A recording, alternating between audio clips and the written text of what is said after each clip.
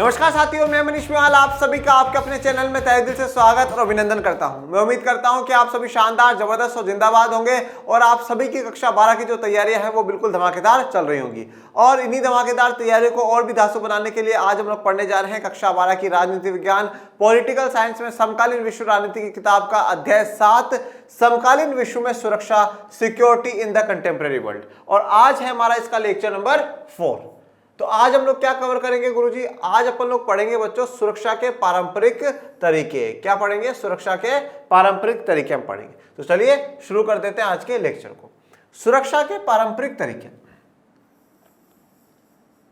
देखिए, अभी तक अपन लोगों ने क्या क्या पढ़ लिया। अपन ने सुरक्षा का अर्थ जाना कि सुरक्षा एक्चुअल में क्या है। तो हमने ये कहा था कि खतरों से आजादी मिल जाए, ये सुरक्षा है। उसमें हमने ये भी डिस्कस करा था कि कौन से खतरे, ऐसे खतरे जो किसी देश के नागरिकों के जीवन के केंद्र मूल्यों को हानि पहुंचाए, किसी देश के केंद्र मूल्यों को हानि पहुंचाए, जैसे संप्रभुता, स्वतंत्रता, ऐसे खतरे हैं तो उनसे आजादी मिलना ही सुरक्षा है। इसके बाद हम लोगों ने जाना कि सुरक्षा की जो धारणा है वो दो है, पारंपरिक और दूसरी अपारंपरिक या गैर पारंपरिक, जिसको कहा जाता है traditional and non traditional. Traditional में हमने ये बात जिक्र करा कि इसमें भी दो है, बाहरी सुरक्षा और आंतरिक सुरक्षा। तो बाहरी सुरक्षा में हमने ये चर्चा करा था कि जब बाहर से कहीं खतरा हो, मतलब किसी दूसरे देश के द्वारा सैन्य अटैक करा जाए, वो क्या है? बाहरी खतरा है और उससे आजादी मिलना बाहरी सुरक्षा कहलाएगी। एक्सटर्नल सिक्योरिटी उससे कहलाएगी। तो उसमें हम लोगों ने देखा था कि क्या होता है कि अवरोध का है कि भैया दोनों ताकतवर हो जाए तो युद्ध हो ही ना। उसके अलावा देखा था कि रक्षा करना, डिफेंस करना का। उसके अलावा हम लोगों ने देखा शक्ति संतुलन बनाना, बैलेंसिंग करना और गठबंधन बनाना, ये अपन ने पढ़ा था। तो बाहरी सुरक्षा जो है, जो एक्सटर्नल सिक्योरिटी है, उससे बचाए एक्सटर्नल सिक्योरिटी को बनाए रखने के लिए और बाहरी जो आक्रमण है उसको रोकने के लिए, कम करने के लिए क्या करा जाता है? या तो अवरोध अपनाया जाता है, डिफेंस की पावर अपनाई जाती है, या शक्ति संतुलन करा जाता है, या युद्ध करा जाता है, डिफेंस करा जाता है, रक्षा करी जाती है खुद की, नहीं साहब हम खुद की रक्षा कर करके ही विजयी होंगे, या शक्ति बैलेंस और या गठबंधन बनाया जाता है। उसके बाद जब हम लोगों ने पढ़ा कि आंतरिक सुरक्षा, तो क्या सारा का सारा मामला बाहरी सुरक्षा का ही है, आंतरिक का नहीं है? आंतरिक का भी है, परंतु आंतरिक जो सुरक्षा है उसको दूसरे विश्व युद्ध के बाद कम महत्व दिया गया। परंतु हमने ये भी देखा कि एशिया और अफ्रीका के जो नव स्वतंत्र देश है उन्होंने आंतरिक सुरक्षा को बड़ा महत्व दिया है, क्योंकि वहां पर पड़ोसी देश से अटैक का तो खतरा है ही, साथ साथ में क्या है? देश में भी घरेलू युद्धों का खतरा है, देश में भी सेना के द्वारा उनकी सरकारों का तख्ता पलट का खतरा है। इस प्रकार के खतरों की चर्चा हम लोग कर चुके हैं। जब हम लोगों ने बाहरी सुरक्षा बात करी तो बाहरी सुरक्षा में देखा कि अवरोध, रक्षा, शक्ति संतुलन और गठबंधन, इन चार तरीकों से कैसे न कैसे करके बाहरी सुरक्षा को कंफर्म किया जा रहा है कि बाहरी सुरक्षा हो जाएगी। अब अगर जब हम ये बात करते हैं आंतरिक सुरक्षा की, जब हम लोग बात करते हैं तो इस आंतरिक सुरक्षा को हमने देखा कि जो सरकार है वो कंट्रोल कर लेगी, वो कैसे न कैसे मैनेज कर लेती है। परंतु अब यहां पर बात आती है कि जो बाहरी सुरक्षा और ये जो आंतरिक सुरक्षा, ये जो पारंपरिक धारणा है, इसको किस प्रकार से हम कोऑपरेट कर करके, एक देश दूसरे देश से सहयोग कर करके किस प्रकार से शांति स्थापित कर सकता है। तो आज हम लोगों को यही पढ़ना है कि सुरक्षा के पारंपरिक तरीके कौन से हैं। अभी तक तो आप ये पढ़ रहे थे कि हमें बाहरी खतरा, आंतरिक खतरा क्या क्या है, पर अब उनसे बचने के लिए सुरक्षा चाहिए, मतलब उन खतरों से आजादी चाहिए। तो उन खतरों से आजादी के क्या क्या तरीके हो सकते हैं, उन तरीकों की चर्चा आज हम लोगों को करनी है। तो अगर हम यहाँ पे चर्चा करेंगे, कोऑपरेशन की चर्चा करेंगे, सहयोग की चर्चा करेंगे कि दो देश और अलग अलग देश मिलकर के किस प्रकार से शांति स्थापित कर सकते हैं। देखो बच्चों, ये बात एक सत्य है कि युद्ध है ना, युद्ध में चाहे कोई भी जीते और कोई भी हारे, परंतु मरते हर ग्रुप के लोग हैं, सब मरते हैं। युद्ध कभी भी कोई किसी चीज का समाधान नहीं है कि हाँ भैया हम जीत गए तो वाह वाह वाह जय जयकार हो गई। अरे जय जयकार तो हो गई, पर कितने मर गए, कितनी औरतें विधवा हो गई, कितने बच्चे अनाथ हो गए, कितने लोगों का बिल्कुल सब कुछ ही चला गया। तो युद्ध कहीं ना कहीं समाधान नहीं है। तो युद्ध को रोक लगानी चाहिए, और इन युद्ध पर रोक लगाने के लिए क्या क्या तरीके होते हैं वो आइए आज हम चर्चा करते हैं। सुरक्षा की परंपरागत धारणा में स्वीकार किया जाता है कि हिंसा का इस्तेमाल यथासंभव सीमित होना चाहिए। युद्ध के लक्ष्य और साधन दोनों से इसका संबंध है। बड़ा ध्यान से सुनिएगा, हर एक एक चीज को बड़े गौर से समझिएगा, आप समझते चलोगे तो कहीं दिक्कत नहीं आएगी। सुरक्षा की जो परंपरागत धारणा है, जो ट्रेडिशनल नोशन है, जो अपन पढ़ रहे हैं, जिसमें बाहरी सुरक्षा, आंतरिक सुरक्षा पढ़ लिया है, उसमें ये बात स्वीकार करी जाती है, बात मानी जाती है कि हिंसा का इस्तेमाल यथासंभव क्या होना चाहिए? सीमित होना चाहिए। मतलब जो हिंसा करी जा रही है वो लिमिट तो लगनी चाहिए भैया। ऐसा नहीं अंधाधुंध जब मर्जी आए, जब उस पर अटैक कर दिया, उस पर परमाणु बम गिरा दिया, उस पर ये वाला बम गिरा दिया, वो वाला बम गिरा दिया, कभी भी मर्जी आके युद्ध हो गए। ये सीमित होना चाहिए, कंट्रोल में लगना चाहिए, इन पर लिमिट लगना जरूरी है। मतलब हिंसा पर क्या है, हिंसा पर लिमिट हो, एक कंट्रोल लगाया जाए कि हाँ साहब यहां अगर यहां तक बात पहुंच जाए तो फिर हिंसा करो। और अगर हम युद्ध करना चाहिए, हम कह रहे हैं युद्ध पे लिमिट लगानी चाहिए, रोक लगानी चाहिए, तो युद्ध कौन से कंडीशन में करना चाहिए सर? 2 कंडीशन में युद्ध करना चाहिए। पहली कंडीशन में तो क्या है कि खुद की रक्षा करने के लिए, आत्मरक्षा के लिए हमें हमेशा युद्ध करना चाहिए। अगर जब भी बात आ जाए आत्मरक्षा की तो हमें युद्ध करना ही करना चाहिए।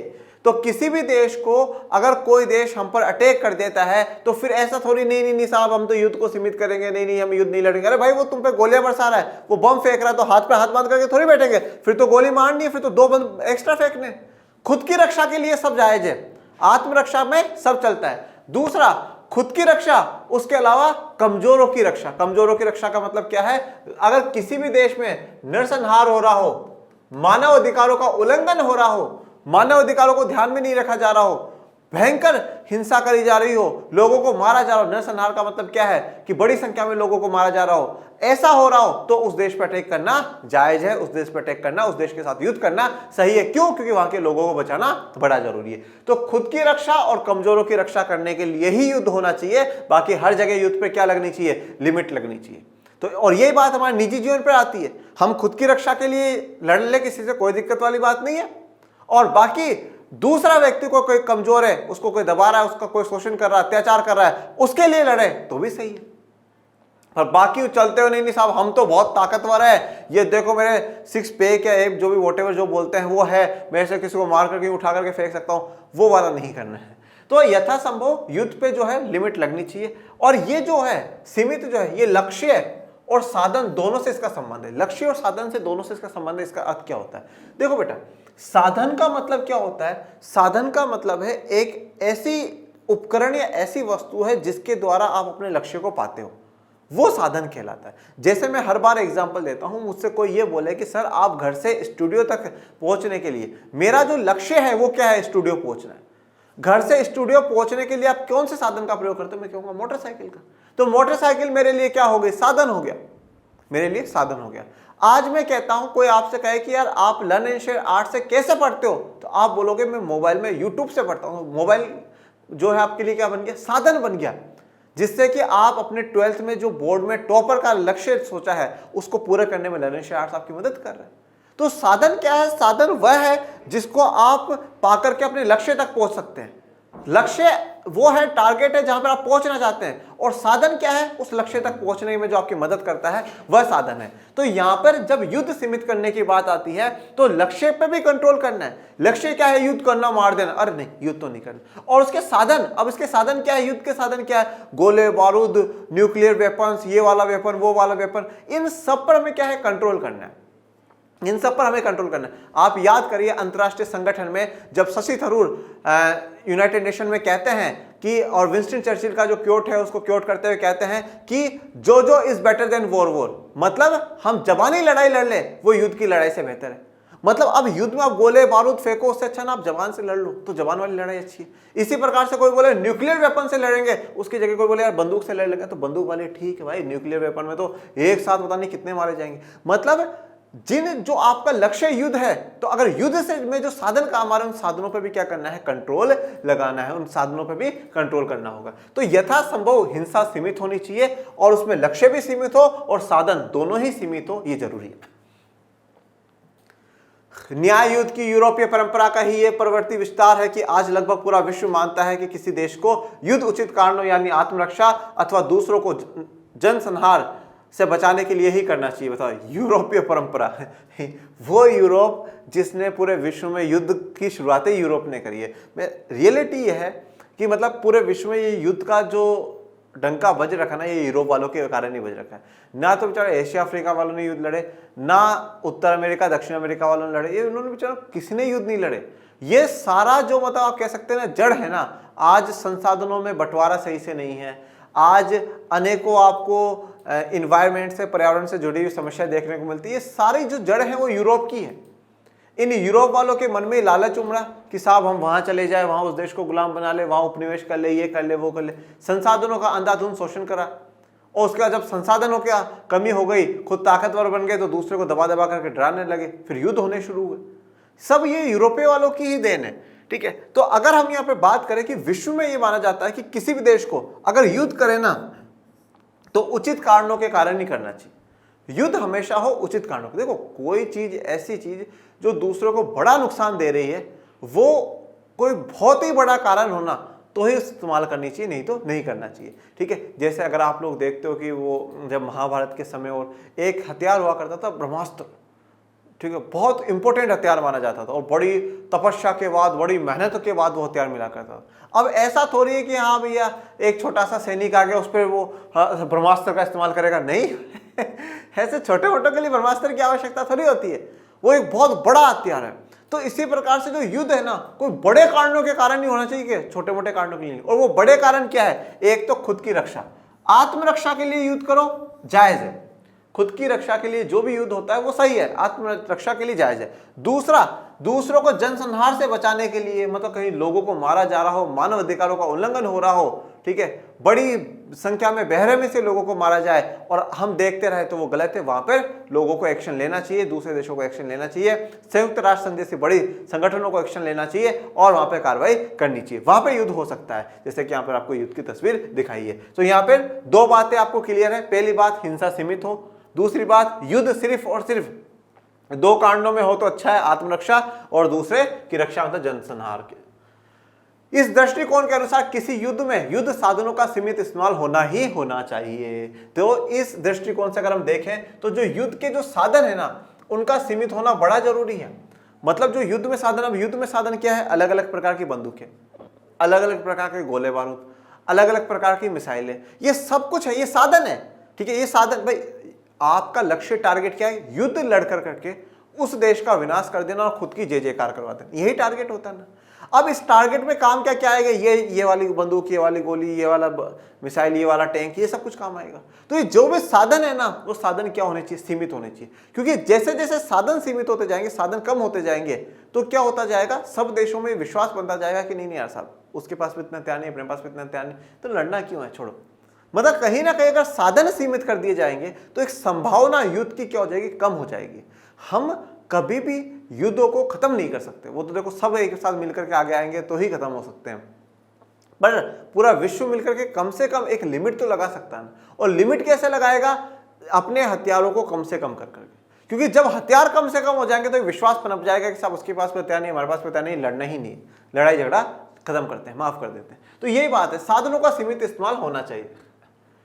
युद्धरत सेना को चाहिए कि वह संघर्ष विमुख शत्रु, निहत्थे व्यक्ति अथवा आत्मसमर्पण करने वाले शत्रु को ना मारे। वाह वाह, कितने उत्तम विचार है। अब जो सेना युद्ध कर रही हो, ठीक है ना, जो सेना युद्ध कर रही हो उसको हमेशा 3 लोगों को नहीं मारना चाहिए, ठीक है ना।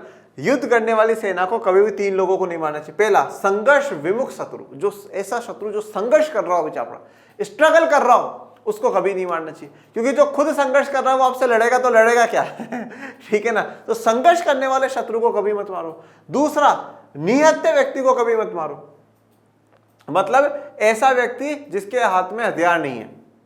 आपके हाथ में हथियार है और उसके हाथ में हथियार नहीं है तो फिर उसको नहीं मारना चाहिए।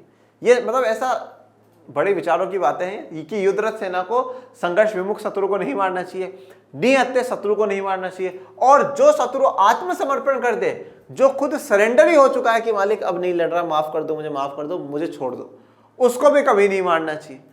3 लोगों को युद्ध करने वाली सेनाओं को कभी नहीं मारना चाहिए। पहला, ऐसा शत्रु जो संघर्ष कर रहा है उसको छोड़ देना चाहिए।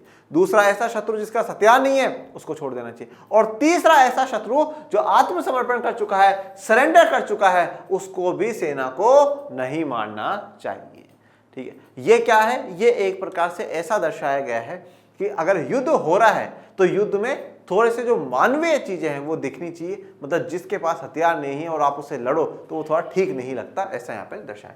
ये मिलिट्री की तस्वीर। सेना को उतने ही बल का प्रयोग करना चाहिए जितना आत्मरक्षा के लिए जरूरी हो, और उसे एक सीमा तक ही हिंसा का सहारा लेना चाहिए। बल प्रयोग तभी किया जाए जब बाकी उपाय असफल हो गए हो। सेना को उतने ही बल का प्रयोग करना चाहिए जितना आत्मरक्षा के लिए जरूरी है। मतलब खुद को बचाने के लिए, सेल्फ डिफेंस करने के लिए जितनी ताकत की आवश्यकता है उतनी ही ताकत का इस्तेमाल करना चाहिए। सेल्फ डिफेंस जब अगर पूरा हो जाए उसके बाद फालतू में ताकत का इस्तेमाल मत करो। आप किसी को सिर्फ इसलिए गोलियों से भून दो, उसको मार दो कि नहीं साहब हमारी ताकत देख, तो तूने मुझे छेड़ा तो छेड़ा कैसे मजाल हुई तुम्हारी इस देश पे आंख उठा करके देखने। आपने खुद की रक्षा कर ली, वो सरेंडर कर चुका है, उसने हथियार त्याग दिए हैं, वो संघर्ष कर रहा है, त्याग देना चाहिए, छोड़ देना चाहिए, ऐसा यहाँ पे किताब का विचार है। और एक सीमा तक ही हिंसा का सहारा लेना चाहिए, और एक सीमा, एक लिमिट तक ही हिंसा का सहारा लेना चाहिए, उसके आगे जाकर के हिंसा भी नहीं करनी चाहिए, वायलेंस भी हमें नहीं करना चाहिए, तो किसी सेना को नहीं करना चाहिए। और बल का प्रयोग, ताकत का प्रयोग कब किया जाए? जब सारे के सारे जो उपाय हैं वो असफल हो गए हों। सारे के सारे जो उपाय हैं वो असफल हो गए हों, मतलब आपने कोशिश करी हो कि भाई शांति से, बातचीत से मान जाए, ठीक है, फिर थोड़ा बहुत डरा धमका के हुआ तो भी नहीं माने, बातचीत से भी नहीं मान रहे, कैसे भी नहीं मान रहे। जब कैसे भी नहीं मान रहे तो फिर तो फाइनली तरीका है कि साहब हथियार उठाने ही है, क्योंकि हथियारों से फिर वो समझेगा, क्योंकि जैसे भारत में तो कहा भी जाता है कि जो लातों के भूत होते हैं वो बातों से नहीं मानते। अब जिसको पसंद ही है, लात का नहीं पसंद है, तो फिर वो बातों से तो कैसे मानेंगे। अब जिसको बात पसंद है वो बात में मान जाएगा, और जिसको बात नहीं, जिसको लात पसंद है वो लात में मानेगा। तो ये वाली सी बात यहाँ पर है कि अगर जो प्यार प्रेम से मान जाए तो बहुत बढ़िया बात है, नहीं तो फिर भाई साहब गोली बंदूक तो है ही। सुरक्षा की परंपरागत धारणा इस संभावना से इनकार नहीं करती कि देशों के बीच एक न एक रूप में सहयोग हो। तो सुरक्षा की जो परंपरागत धारणा है वो ये संभावना से कभी इनकार नहीं करती कि देशों के बीच में एक न एक रूप में सहयोग हो। मतलब कहती है कि देशों के बीच में क्या होना चाहिए? सहयोग होना चाहिए, कोऑपरेशन होना चाहिए। ट्रेडिशनल सिक्योरिटी की इंपोर्टेंट बात अब यहाँ पर आ चुकी है, that is the cooperation. Cooperation होना जरूरी है। कोऑपरेट करके ही कुछ समस्याओं का समाधान निकल सकता है। अगर सहयोग होगा तभी युद्धों को रोका जा सकता है, सहयोग होगा तभी मिलकर के महामारियों से लड़ा जा सकता है, सहयोग करेंगे एक दूसरे को तभी मिलकर करके जो विश्व में पर्यावरण का हानि हुई है उसको ठीक किया जा सकता है। पर आवश्यकता किसकी है? सहयोग की आवश्यकता है। और इस सहयोग के आधार पर जो मापदंड तय करे गए हैं उन मापदंडों को सभी देश माने, यह भी बड़ा आवश्यक है। सिर्फ कहे कि नहीं साहब हम सहयोग कर रहे हैं, हम सहयोग कर रहे हैं, वही काफी नहीं। इसके जो अगला अध्याय आप लोग पढ़ोगे ना बच्चों, वो पर्यावरण का ही है, इन्वायरमेंट का ही है, और इसका जो आखिरी अध्याय पढ़ोगे वो वैश्वीकरण, ग्लोबलाइजेशन का है। तो आप अब भी सिक्योरिटी, सुरक्षा में देख लो कि किस प्रकार से विश्व एकता की, विश्व के सहयोग की आवश्यकता होती है। और उसके बाद जब आप पर्यावरण में बात करोगे, जब आप इन्वायरमेंट में बात करोगे, तब भी हम ये चर्चा करेंगे कि विश्व एकता की बड़ी आवश्यकता है। जो भारत का स्लोगन है वसुधैव कुटुंबकम का, कि पूरा विश्व एक परिवार है, वो मानना और उसके अनुसार काम करना बड़ा जरूरी है। तभी विश्व में पर्यावरण के रूप से भी शांति रह सकती है और सामाजिक, आर्थिक, हर प्रकार से शांति स्थापित हो सकती है। तो ये सहयोग, एकता की बातें आगे भी आएंगी। अब इनमें सबसे महत्वपूर्ण क्या है? सहयोग में सबसे महत्वपूर्ण क्या है? सबसे पहले कहा जाता है निरस्त्रीकरण। इसको कहा जाता है बेटा इंग्लिश में डिसआर्ममेंट। डिसआर्ममेंट ये क्या होता है? देखो, आर्म का मतलब क्या होता है? हथियार जो है, ठीक है। डिसआर्ममेंट का मतलब है कि कुछ प्रकारों के हथियारों को त्याग देना। अब कुछ प्रकार के अगर हथियारों को त्याग दिया तो इसका मतलब क्या हुआ है? युद्ध थोड़ा सा सीमित हो गया। आज मेरे पास भी वो हथियार नहीं है, उसके पास भी वो हथियार नहीं है, उसके पास भी वो हथियार नहीं है, तो हाँ, चिंता थोड़ी सी कम हुई कि ये जो हथियार थे ये त्याग दिए गए। डिसआर्ममेंट का मतलब होता है कुछ कैटेगरी के हथियारों को त्याग देना, उनको हटा देना, खत्म कर देना, दैट इज डिसआर्ममेंट। फिर दूसरा आता है अस्त्र नियंत्रण। दूसरा कौन सा है? अस्त्र नियंत्रण, जिसको इंग्लिश में कहते हैं आर्म्स कंट्रोल। Arms control. अब यहां पर अस्त्र नियंत्रण में क्या कहा जाता है? यहां तो कुछ प्रकार के हथियारों की कैटेगरी को हटा दिया, अब ये नहीं रखेंगे। अस्त्र नियंत्रण में क्या है? कंट्रोल करेंगे, इतने बना रखें, अब इससे ज्यादा नहीं लेकर के जाएंगे, लिमिट रखेंगे। या अब और कोई देश नहीं बनाएगा। जैसे आपने देखा था कि न्यूक्लियर वेपन को लेकर करके एनपीटी ट्रीटी साइन करवाई गई थी। चैप्टर 1 शीत युद्ध का दौर आपने पढ़ा है। एनपीटी ट्रीटी साइन कराई गई और उसमें कहा गया कि 1967 के बाद कोई भी देश न्यूक्लियर वेपन नहीं बनाएगा। उससे पहले जिन 5 देशों ने बना लिया उन्हीं के पास न्यूक्लियर हथियार रहेंगे। भारत ने साइन करने से मना कर दिया। तो अस्त्र पे क्या है? नियंत्रण लगाना है, आर्म्स पे कंट्रोल करना है। तीसरा, विश्वास की बहाली, मतलब confidence building. Confidence building, confidence building का मतलब क्या है? विश्वास दिला दे। विश्वास दिलाए। जैसे दो देशों के बीच में अगर किसी प्रकार का तनाव रहता है, झगड़ा रहता है, तो दोनों देश अपनी जो कुछ गुप्त बातें हैं वो बता दे। जैसे कि भाई फॉर एग्जांपल हमारे पास इतनी मिसाइलें हैं, आपके पास कितनी। इससे क्या हो जाएगा, विश्वास हो जाएगा। जब हाँ साहब उनके पास इतनी, हमारे पास इतनी, ठीक है, लड़ना झगड़ना नहीं। विश्वास दिला दे कि देखो साहब हमारे पास भी कुछ ज्यादा है नहीं, तो हम आप पे युद्ध कर, आपके साथ युद्ध करें और आप भी हमारे साथ युद्ध मत करना, सीधी सी बात है। विश्वास दिला देना। तो ये तीन चीजें सहयोग में बड़ी इंपॉर्टेंट है। पहली है डिसआर्ममेंट है बच्चों, दूसरी आर्म्स कंट्रोल है और तीसरा कॉन्फिडेंस बिल्डिंग है। ये तीनों बड़ी ही इंपॉर्टेंट है। डिसआर्ममेंट, अस्त्र नियंत्रण, विश्वास की बहाली, निरस्त्रीकरण। ये तीनों को अब एक एक करके पढ़ लेते हैं। निरस्त्रीकरण की मांग होती है कि सभी राज्य, चाहे उनका आकार, ताकत और प्रभाव कुछ भी हो, कुछ खास किस्म के हथियारों से बाज जाए। मतलब कुछ खास किस्म के जो हथियार है उनसे बाज जाए। बाज जाए का मतलब है कि उनको त्याग दे या उनका इस्तेमाल ना करे तो ही बेहतर है। अब चाहे ये सभी राज्यों को करना है, मतलब सभी जो देश है सभी देशों को करना है, चाहे उनका आकार बड़ा हो चाहे छोटा हो, ठीक है। ऐसा नहीं है कि जो बड़े बड़े देश हो उन्हीं को करना है, चाहे बड़ा देश हो चाहे छोटा देश हो, चाहे वो कितने ताकतवर हो, चाहे वो महाशक्ति हो, चाहे वो विकसित हो, चाहे वो विकासशील हो, और चाहे उनका प्रभाव कितना भी हो, पूरे विश्व पर प्रभाव ज्यादा हो चाहे कम हो, परंतु उनको कुछ खास किस्म के हथियारों से त्याग देना है। इसी को हम लोग क्या कहते हैं, निरस्त्रीकरण कहते हैं, डिसआर्ममेंट कहते हैं। तो निरस्त्रीकरण या डिसआर्ममेंट में अगर आपसे पूछ लिया जाए इसका मतलब क्या होता है, तो इसमें लिख देना कि कुछ खास किस्म के हथियारों को त्याग देना या उनसे बाज आना ही निरस्त्रीकरण कहा जाता है। उदाहरण के तौर पे देखिए, अब अगर आप लोगों ने जो चैप्टर 1 है कोल्ड वॉर एरा या शीत युद्ध का दौर, वैसे ही 2023-24 के हिसाब से ये कट गया है, पर अपन ने इसका वन शॉट बना दिया है जिससे कि आप लोग आसानी से 2 घंटे में पूरा चैप्टर कवर कर सको। उस शीत युद्ध के दौर में कुछ युद्ध को सीमित करने के लिए, लिमिट करने के लिए कुछ ट्रीटियां, कुछ संधियां हुई थी सोवियत संघ और अमेरिका के बीच में, जिससे कि युद्ध को लिमिट करा जा सके, एक लिमिट लगाई जा सके, सीमित करा जा सके। उन्हीं संधियों की चर्चा आज वापस हो रही है। उदाहरण के तौर पर 1972 की जैविक हथियार संधि, बायोलॉजिकल वेपन कन्वेंशन, BWC, क्या है BWC, तथा 1992 में की रासायनिक हथियार संधि, केमिकल वेपन्स कन्वेंशन, CWC, ठीक है, क्रिकेट वर्ल्ड कप में ऐसे हथियार को बनाना और रखना प्रतिबंधित कर दिया गया है। तो देखो, अब 1972 में तो एक संधि करी गई जिसका नाम था BWC, और फिर 1992 में 20 साल बाद करी गई CWC, ठीक है, केमिकल वेपन कन्वेंशन। अब इन दोनों में क्या करा गया, इसमें तो बोला गया कि जो बायोलॉजिकल वेपन्स है उन पे हमें कंट्रोल लगाना। बायोलॉजिकल वेपन्स में क्या आता है बच्चा, बायोलॉजिकल वेपन्स में ऐसा कि कुछ बायोलॉजिकली कोई चीजें फैला दी, जैसे एक बीमारी के रूप में कुछ हो गया, वो दूसरे, जैसे मैं आपको बताता हूँ, जब अमेरिका पर जो है वहाँ कंट्रोल करा गया था, तो वहाँ पे क्या हुआ था कि जो ये यूरोप के जो लोग हैं, चेचक जो बीमारी आती है, ठीक है ना, चेचक वाली जो बीमारी है, अब उनमें तो इम्यूनिटी पावर था यूरोप वालों में, तो वो वहाँ के लोग चेचक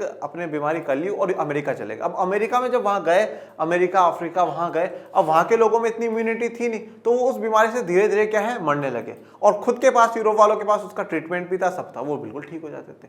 तो इस प्रकार से ये चीजें, और बाकी और बहुत कुछ आता है बायोलॉजिकल वेपन में, ऐसा ही नहीं है कि सब यही है, और भी है। 1992 में रासायनिक हथियार, रासायनिक हथियार का मतलब कुछ केमिकल्स के हथियार बनते हैं। वो केमिकल्स कुछ ऐसे केमिकल्स होते हैं जो कि मानव प्रजाति पर लंबे समय तक असर छोड़ देते हैं अगर ऐसे BWC और CWC हथियारों का इस्तेमाल हो जाए तो। इसलिए निरस्त्रीकरण या डिसआर्ममेंट में यह काम करा गया था कि साहब हम इनका इस्तेमाल नहीं करेंगे। BWC और CWC साइन करे गए हैं जिसके तहत ये ऐसे हथियारों का इस्तेमाल नहीं करेंगे। उनको बनाना और उनके रखने पे क्या प्रतिबंध लगा दिया, रेस्ट्रिक्शन लगा दी, रोक लगा दी। 155 से ज्यादा देशों ने BWC संधि पर साइन करा और 181 देशों ने CWC संधि पर हस्ताक्षर करा। अब 155 से ज्यादा देश और 181 से ज्यादा देशों ने साइन कर लिया। इन दोनों संधियों पर दस्तखत करने वालों में सभी महाशक्तियां शामिल हैं, लेकिन महाशक्तियां अमेरिका तथा सोवियत संघ सामूहिक सहारा के अस्त्र यानी परमाणविक हथियार का विकल्प नहीं छोड़ना चाहती थी, इसलिए दोनों ने अस्त्र नियंत्रण का सहारा लिया। देखिए, अब इंपॉर्टेंट बात को समझिए। USA और USSR ये दोनों महाशक्तियां हैं, महापावर थी, सुपर पावर उस समय की थी। अब BWC CWC ऐसा था कि काफी देश बना लेते थे, कोई बड़ा ऐसा अचीवमेंट नहीं था। बट अगर ये देखा जाए परमाणु जो हथियार है, और जो परमाणु हथियार ऐसे हथियार हैं कि कुछ मिनटों में ही एक बड़ा विनाश कर सकते हैं, तो इन्होंने सोचा कि अगर हमने परमाणु हथियारों को भी त्याग दिया, ये परमाणु हथियार भी त्याग दिए, तो जो हमारी जो सुपर पावर वाला टैग है ना, ये सुपर वाला पावर वाला टैग हट जाएगा। फिर हमें कौन हमारी इज्जत करेगा? कौन हमें सुपर पावर बोलेगा? भाई सुपर पावर क्यों बोलते हैं? क्योंकि डरती है दुनिया अपन से, ठीक है। डर रही है इसलिए बोल रहे, डर क्यों रही है? क्योंकि परमाणु हथियार है, ताकत है, आर्थिक ताकत है, सैन्य ताकत है, परमाणु हथियार है। और अगर इन परमाणु हथियारों को अपन ने खत्म कर दिया तो अपना तो सुपर पावर का दर्जा ही खत्म हो जाएगा। तो इसलिए ये दोनों महाशक्तियां क्या कहती हैं कि हाँ हाँ ठीक है, ये BWC CWC ठीक है, बट सारे हथियार हम लोग खत्म नहीं करेंगे, हम जो परमाणु हथियार है इनको नहीं छोड़ेंगे। इसलिए हम लोग कौन सा रास्ता अपना रहे हैं? अस्त्र नियंत्रण का रास्ता अपना रहे हैं। अस्त्र नियंत्रण का रास्ता अपना रहे हैं मतलब हम आर्म्स को कंट्रोल करेंगे। ये जो परमाणु हथियार है, इस प्रकार के जो भी हथियार है उन पे कंट्रोल लगाएंगे, और उस कंट्रोल के तहत ही एनपीटी की पॉलिसी ये लोग लेकर करके आते हैं। मतलब खुद को सेफ जोन में रख लिया कि साहब हम तो परमाणु हथियार तो रखेंगे ही रखेंगे।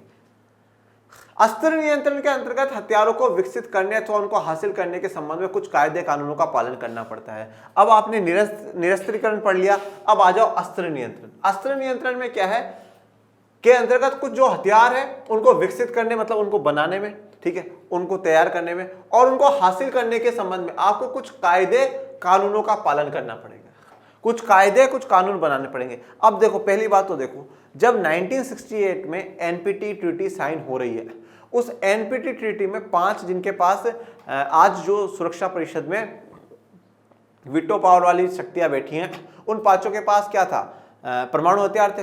अब ये 5 ही तय कर रहे हैं कि किस प्रकार से कंट्रोल लगाना है, कौन से कायदे कानून होंगे, मतलब अपने हिसाब से कायदे कानून तय कर रहे हैं। तो अस्त्र नियंत्रण अच्छी बात है, करना चाहिए, हर देश को आर्म्स पर कंट्रोल करना चाहिए, कभी भी हथियारों, ये अच्छी बात नहीं है। युद्ध में कायदे कानून का पालन करेंगे तो निरस्त्रीकरण में तो कुछ प्रकार के जो हथियार हैं उनसे बाहर जाएंगे, उनका इस्तेमाल ही नहीं करेंगे, और अस्त्र नियंत्रण में कुछ जो हथियार हैं उनके विकसित करने और उनको खरीदने में, उनको इस्तेमाल करने में कुछ कायदे कानूनों का इस्तेमाल होगा। सन 1972 की एंटी बैलिस्टिक मिसाइल संधि एबीएम ने अमेरिका और सोवियत संघ को बैलिस्टिक मिसाइलों को रक्षा कवच के रूप में इस्तेमाल करने से रोका। ऐसे प्रक्षेपास्त्रों से हमले की शुरुआत की जा सकती थी। देखिए, अब 1972 की जो एंटी बैलिस्टिक मिसाइल है, ऐसी मिसाइलों का इस्तेमाल करने से भी रोका गया। इनसे क्या है? इनसे जो है हमले की शुरुआत हो सकती थी। एंटी बैलिस्टिक मिसाइलें क्या होती हैं बच्चों? ऐसी मिसाइलें हैं जिनमें टारगेट सेट कर दिया जाता है और फिर वो वहीं जाकर के अटैक कर देती है। तो ऐसी मिसाइलों को रोक लगाई गई है 1972 में, जैसे मिसाइल की तस्वीर आपको दिखाई गई। संधि में दोनों देशों को सीमित संख्या में ऐसी रक्षा प्रणाली तैनात करने की अनुमति थी, लेकिन इस संधि ने दोनों देशों को ऐसी रक्षा प्रणाली के व्यापक उत्पादन से रोक दिया। अब ये जो संधि हुई थी, ये जो एबीएम की संधि हुई है, इसने सीमित संख्या में ऐसी रक्षा प्रणाली तैयार करने की अनुमति दी थी। मतलब एक लिमिट तक आप एंटी बैलिस्टिक मिसाइलें इन सबका बना सकते हो, विकसित कर सकते हो, परंतु व्यापक उत्पादन से रोक दिया। एक जो आप अनलिमिटेड प्रोडक्शन कर रहे थे, उस अनलिमिटेड प्रोडक्शन से रोक दिया गया। अमेरिका और सोवियत संघ ने अस्त्र नियंत्रण की कई अन्य संधियों पर भी हस्ताक्षर किए हैं, जैसे कि सामरिक अस्त्र परिसीमन संधि 2, strategic arms limitation treaty, salt 1, salt 2 भी करा है, एंड सामरिक अस्त्र न्यूनीकरण संधि, strategic arms reduction treaty, start 1 और 2 दोनों करे हैं। आपको याद होगा, आप ध्यान से पढ़िएगा शीत युद्ध का दौर। इसलिए मैं कहता हूं कि शीत युद्ध का दौर वाला चैप्टर बड़ा इंपॉर्टेंट है, कि देखिए, क्योंकि हम किताब के लास्ट में आ चुके हैं, पर वहां तक कि वो चैप्टर है वो चलता जा रहा है। अब ये सोल्ट 2 करी, स्ट्रेटेजिक स्टार्ट करा, इन सब पे क्या करा है? आर्म्स पे कंट्रोल लगाने का काम करा गया। परमाणु अप्रसार संधि, nuclear non proliferation treaty, NPT 1968 में। देखिए, हिंदी में समझिए, परमाणु पता ही है, संधि आपको पता ही है, अप्रसार, प्रसार का मतलब क्या होता है? फैलाना, मतलब परमाणु का ज्यादा देश है वो बना रहे हैं। अब अप्रसार कर रहे हैं मतलब कोई बाकियों को नहीं बनाना, जिनके पास बस उन्हीं के पास रहेगा। एनपीटी 1968 में साइन किया गया, एक अर्थ में अस्त्र नियंत्रण संधि ही थी, क्योंकि इसने पारमाणविक हथियारों के उपार्जन को कायदे कानून के दायरे में ला खड़ा किया, कि परमाणविक हथियार का जो उपार्जन होगा, जो उसका प्रोडक्शन होगा, वो कायदे कानून के अनुसार होगा। मतलब सीधी सी बात इसमें यह कही गई थी कि जो 5 देश 1967 तक बना चुके हैं, उनके अलावा अब पूरे विश्व में कोई भी परमाणु हथियार नहीं बनाएगा। तो भैया भारत ने इस पर साइन करने से मना कर दिया, बोले जाओ, हमें नहीं माननी ऐसी ट्रीटियां। खुद हथियार बना करके बैठे हो, पूरी दुनिया को डराने धमकाने के लिए तैयार हो, और हमें मना करते हो। तो फिर भारत ने 1974 में भी ट्राई करा, और फिर फाइनली 1998 में तो भारत सफल होकर के एक परमाणु संपन्न देश बन गया है। परंतु हमेशा से भारत की जो नीति रही है, भारत अपनी नीतियों पर कायम रहा है, और भारत ने हमेशा से कहा है कि हमने परमाणु हथियार बना है आत्मरक्षा के लिए बना है। हमारा वादा है पूरे विश्व को कि हम कभी भी हम आगे से चल करके परमाणु हथियारों का यूज नहीं करेंगे। नो फर्स्ट यूज हमारी पॉलिसी होगी। हम आगे से कभी भी परमाणु का इस्तेमाल नहीं करेंगे, पर किसी दूसरे देश ने हमें डराने धमकाने में प्रयोग करे तो फिर भैया हम नहीं छोड़ेंगे। हमने कोई दिवाली पे छोड़ने के लिए पटाखों के रूप में नहीं रख रखे हैं, ठीक है। जिन देशों ने सन 1967 से पहले परमाणु हथियार बना लिया था या उनका परीक्षण कर लिया था, उन्हें इस संधि के अंतर्गत इन हथियारों को रखने की अनुमति दी गई थी। देखिए, तो जिन भी देशों ने 1967 से पहले या तो परमाणु हथियार बना लिए, ठीक है, और या अभी परीक्षण कर रहे हैं, टेस्टिंग चल रही है, उन सबको इन हथियारों को रखने की परमिशन दे दी गई, बाकी कोई भी नहीं। अब इस 1967 के हिसाब से सिर्फ और सिर्फ 5 ही देश इस कैटेगरी में थे। कौन कौन? यूएसएसआर, जैसे अब आज जो रशिया है, उसके अलावा यूके, यूनाइटेड किंगडम, ब्रिटेन, उसके अलावा फ्रांस और लास्ट है चाइना। ये 5 देशों को ही अनुमति मिली थी। इसलिए भारत ने मना कर दिया कि नहीं भैया, हम तो बनाएंगे, जब भी भविष्य में बनाएंगे तब बनाएंगे, पर हम आपकी इस ट्रीटी पे साइन नहीं करेंगे। जैसे ये आपको संयुक्त राष्ट्र संघ की एक मीटिंग दिखाई गई। जो देश सन 1967 तक ऐसा नहीं कर पाए थे, उन्हें ऐसे हथियारों को हासिल करने के अधिकार से वंचित किया गया। और इसमें जिसने भी 1968 में इस ट्रीटी पर साइन कर दिया, उसमें जिन्होंने सन 1967 तक नहीं बनाए ऐसे हथियार, परमाणु हथियार नहीं बनाए, अब उनको इस अधिकार से वंचित कर दिया गया। मतलब अब वो ऐसा अधिकार, अब मतलब वो ऐसे हथियार नहीं बना सकते हैं। परमाणु अप्रसार संधि ने परमाणविक आयुधों को समाप्त तो नहीं किया, लेकिन इन्हें हासिल कर सकने वाले देशों की संख्या जरूर कम की। अब इससे क्या है, एनपीटी की जो ट्रीटी है उससे क्या हुआ कि परमाणु हथियार बनाने वाले जो देश है उनकी संख्या कम हो गई, क्योंकि जिन्होंने साइन कर लिया मतलब वो परमाणु हथियार नहीं बनाएंगे उन 5 के अलावा, और जिन्होंने नहीं करा वो तो बना रहे हैं, उन्होंने बनाए भी लिए, ठीक है। पर देखिए, ये जो ट्रीटी है ना, ये ट्रीटियां सही नहीं है। ये ट्रीटियां मतलब कहीं ना कहीं अपन अपनी भाषा में कहते हैं दोगलेपन वाली ट्रीटियां हैं। मतलब आप खुद ताकतवर होकर के कहते हैं कि नहीं साहब, दूसरे को ताकतवर मत बनने दीजिए, ठीक है। मतलब आप सीधे से आम भाषा में कहेंगे नहीं साहब, ये जो ताकत वाली चीज है मैं तो खा लूं पर दूसरा नहीं खाएगा, दूसरा नहीं, इससे शरीर को हानि होती है। तो ये क्या बात हुई आप? तो मतलब आप खुद इस्तेमाल कर रहे हैं, आप खुद बना रहे हैं, पर बाकी दूसरों के लिए मना कर रहे हैं। तो ये तो खुद आपका इसमें तो जो नीति तो गलत है ही, नियत भी गलत है। मतलब कहीं ना कहीं आप पूरे विश्व में अपना दबदबा बनाए रखना चाहते हो, क्योंकि परमाणु हथियार होने का मतलब ये है कि झटकों में, सेकंडों में किसी देश की तबाही हो सकती है। और आपके पास परमाणु हथियार है, इसका मतलब ये कि आप पूरी दुनिया को हमेशा डराओगे। अच्छा, हमारी बात नहीं मान रहे हो, ठीक है, तो अगले परमाणु हथियार के लिए, हमले के लिए तैयार है ना। वो बेचारा नहीं सर, अमेरिका भैया, सोवियत भैया, कैसे बातें कर, मानिए। मतलब हर वक्त उनको दबाया जाएगा। तो ये ट्रीटी थोड़ी सी गलत है, बाकी अब जो है ठीक है। सुरक्षा की पारंपरिक धारणा में यह बात भी मानी गई है कि विश्वास बहाली के उपायों से देशों के बीच हिंसाचार कम किया जा सकता है। तो 2 हमने पढ़ लिए, निरस्त्रीकरण हो गया, अस्त्र नियंत्रण हो गया। अब तीसरा जो है वो क्या है, विश्वास बहाली, कॉन्फिडेंस बिल्डिंग करवा देना। देशों के बीच में हिंसाचार को कम किया जा सकता है, मतलब देशों के बीच में जो हिंसा वाला आचरण है उसको कम किया जा सकता है किसके द्वारा? विश्वास बहाली के द्वारा।